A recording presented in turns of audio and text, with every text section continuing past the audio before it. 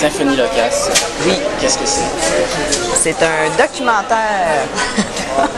Ça porte sur une belle rencontre qui a eu lieu en 2005 entre le groupe Loco Locasse et un orchestre symphonique de jeunes campeurs. Essentiellement, c'était dans un camp d'été à Saint-Alexandre de Kamouraska. Puis il y avait des professionnels invités, ces jeunes-là qui étaient vraiment du monde du classique. Et cette année-là, ils faisaient une expérience avec les Loco Locasse. Donc un mélange de hip-hop, de symphonique, même une incursion dans le folklore avec Loco Locasse qui utilise aussi des reels québécois au travers de leurs chansons. Donc c'est un mélange des mondes. On a vraiment assisté à une belle symphonie humaine finalement en faisant ce film-là où la musique liait tous ces gens-là puis leur permettait de s'ouvrir et d'expérimenter. Est-ce que toi, tu arrivais un peu de la culture hip-hop? Qu'est-ce qui t'a... Pas du tout. C'est quoi l'origine? Ben, en fait, j'ai co-réalisé ce film avec Marco Dubé. Puis ce qui nous est arrivé, c'est qu'on travaillait ensemble à Télé-Québec. Puis qu'on montait de nuit pour avoir la paix, puis pour avoir du plaisir. Puis un soir, le directeur de Télé-Québec à Québec était resté. Puis là, il est arrivé dans notre salle de montage pour papoter, à un moment donné qu'on prenait un break. Puis il nous a raconté que sa fille, qui est violoncelliste, avait fait partie comme monitrice d'un camp. Puis là, il nous a parlé un peu de ce camp-là, puis il nous a dit c'est fucké cette année, il pense faire une expérience avec les Loco Locasse. Fait que là, on se disait, waouh, ça peut être très fun. Moi et Marco, on fait aussi partie de Kino, puis on fait aussi partie de groupes comme ça qui s'amusent à justement inventer le monde et avoir des beaux instants créatifs et de bonheur, tout le monde ensemble, en peu de temps, dans un temps concentré, puis tout ça. Puis on avait l'impression que là, c'était un peu la même chose, mais en plus en mélangeant des genres différents, en étant concentré dans un lieu champêtre, de campagne, en région, où il y avait une espèce de communion avec la nature en même temps. Puis là, on se disait, il va se passer des belles affaires, c'est sûr. Ça se peut qu'il y ait des frictions, ça se peut qu'il n'y en ait pas, mais on va assister à quelque chose. Fait que ça donne un film de 52 minutes. Je pourrais dire que on se sent bien quand on écoute ce film-là. On finit avec le sourire. C'est un film qui nous rend heureux. C'est quoi les temps forts du film, justement? Ben, on a toutes des scènes préférées, ça dépend des gens, mais je peux dire qu'une qui fait pas mal l'unanimité, c'est un moment où tout le monde trippe au début de voir les fausses notes, puis de voir qu'à la fin, finalement, ils réussissent là, à faire quelque chose de bien. Mais il y a une belle scène, à un moment donné, où pour leur apprendre un reel, les profs font sortir les jeunes dehors, puis leur apprennent le reel à la manière des rigodonneux, à l'oreille, tu sais. Le monde du classique, c'est pas ça, là, tu sais.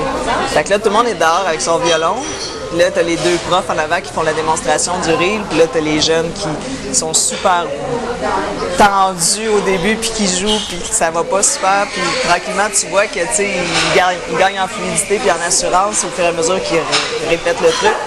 Puis à la fin, ben c'est ça, ils se mettent en mouvement, les profs, pour être sûr que ça leur rentre dans la tête. Ils les font bouger, fait qu'ils gambadent en jouant. Ça fait comme une gang de jeunes qui marchent puis qui reviennent. C'est super cute en jouant du violon. Là, fait que c'est bien belle cette scène-là. Je pense qu'elle fait toujours beaucoup sourire et elle touche les gens. Est-ce que tu aurais aimé faire un long? Tu as fait un 52 minutes pour une télé, j'imagine? Oui, ben on a essayé de faire une version longue, puis finalement, elle ne nous satisfaisait pas tant que ça.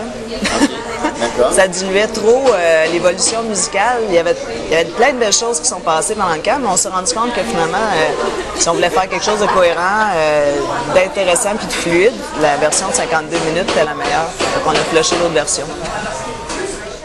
Mais sinon, est-ce que tu trouves que le hip-hop a été suffisamment exploré dans le cinéma documentaire, par le cinéma documentaire? Ben, c'est drôle, dans les dernières années, il y en a eu pas mal, mais ça a été beaucoup jumelé avec le terme de l'immigration. Parce que souvent, ça donne comme ça. Puis il y a eu plusieurs films qui sont sortis l'année passée où tu en avais des bribes, justement, parce que ça rendait compte de certaines réalités.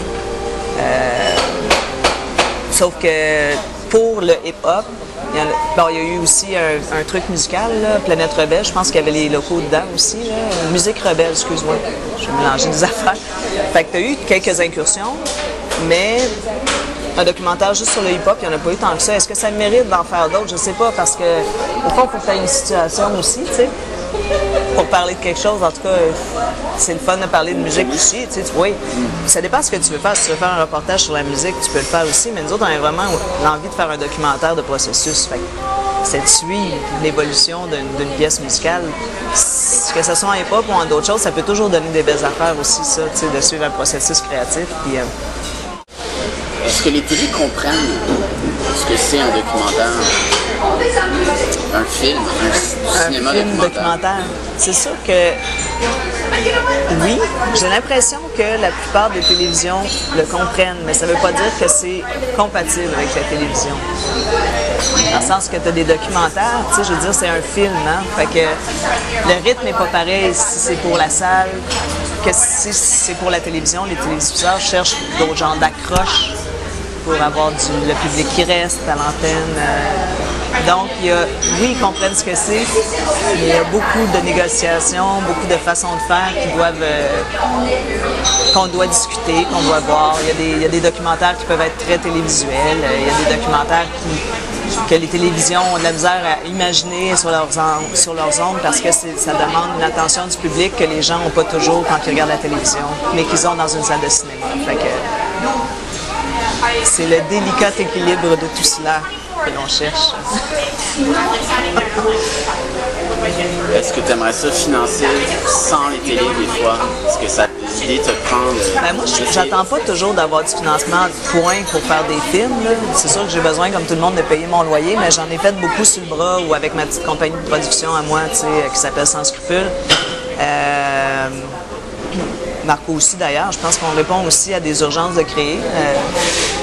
Donc, des fois, tu n'as pas le goût de te mettre dans un processus qui va prendre 2-3 ans avant de trouver du financement, puis tu as le goût de faire un projet plus léger, où tu as le plein contrôle de tous les aspects. Ben là, tu vas le faire avec les moyens du bar, où tu vas te trouver une bourse d'artiste, ou tu vas trouver d'autres genres de moyens qui vont te donner cette latitude-là et t'enlever le stress des subventions. Parce que, bon, c'est pas un gros stress, mais c'est quand même une game, puis des fois, ça te tente pas de la faire, cette game-là. Et c'est comment co-réaliser avec quelqu'un d'autre? C'est toujours du sport. C'est toujours du sport. Marco, on avait l'avantage qu'on avait déjà co-réalisé d'autres affaires par le passé, dont un documentaire en collectif. On était 5 têtes. On était 5 personnes à faire un documentaire sur le droit au logement qui s'appelait Un toit, un droit. Donc, on savait qu'on pouvait le faire sans se casser la gueule, puis en s'écoutant quand même, puis en réussissant à faire quelque chose. Donc, mais c'est toujours plus demandant comme processus que quand tu es le seul maître à bord, c'est sûr. Sauf que, tu me demanderais les avantages de même, tout de suite à gauche, j'aurais de la misère à te les dire, mais c'est un autre genre de travail qui est plus humain, qui est beaucoup de la négociation, puis qui devient le film de 2 personnes, c'est jamais tout à fait exactement 100% ce que toi tu pensais que ça allait être. C'est jamais 100% ce que l'autre personne pensait que ça allait être, mais c'est quelque chose qui naît de la rencontre de 2 personnes encore une fois la rencontre, qui fait que j'ai tendance à réessayer tout le temps, même si des fois je me dis pourquoi j'ai fait ça. Ça apporte quelque chose aussi,